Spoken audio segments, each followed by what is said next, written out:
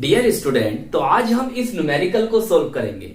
हमें दिया है किसी धारावाही लूप का क्षेत्रफल 1 मीटर स्क्वायर है तथा इसमें प्रवाहित धारा का मान 1 एम्पियर है। यदि लूप में फेरों की संख्या 100 हो तो चुंबकीय द्विध्रुव आघूर्ण ज्ञात कीजिए।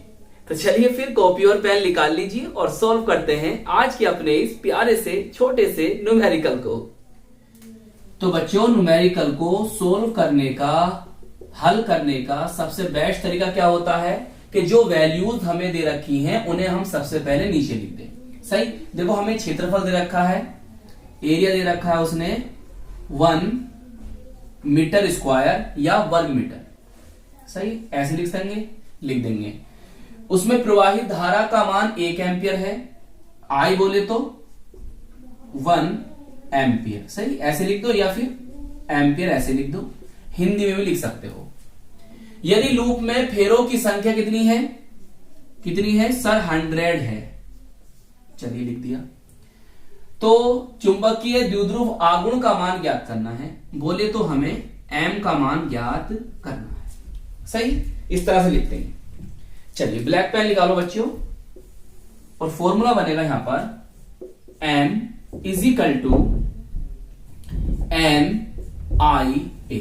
सही, सब बातें पता है इसकी। m क्या है सर, चुंबकीय द्विध्रुव आघूर्ण है। n क्या है, फेरों की संख्या है। I क्या है सर, वैद्युत धारा है। A क्या है, एरिया है, क्षेत्रफल है। समझ गए। देखो यहां पर हमें इसके मान को कैलकुलेट करना है। इन फ्यूचर वो आपसे ये मान भी पूछ सकता है, ये मान भी पूछ सकता है, ये मान भी पूछ सकता है। जैसे यहां पर 1 2 3 4 वैल्यूज हैं, तो वो आपको 3 के मान देगा और 1 पूछेगा। सही है, तो इसलिए आपको बच्चों फॉर्मूले अच्छी तरह से याद होने चाहिए। समझ रहे हो मेरी बात। चलिए अब हमें यहां से तो केवल ये कैलकुलेट करना है। चलिए m is equal to n कितना है सर 100 है, I कितना है सर 1 एम्पियर है, क्षेत्रफल कितना है सर 1 मीटर स्क्वायर है।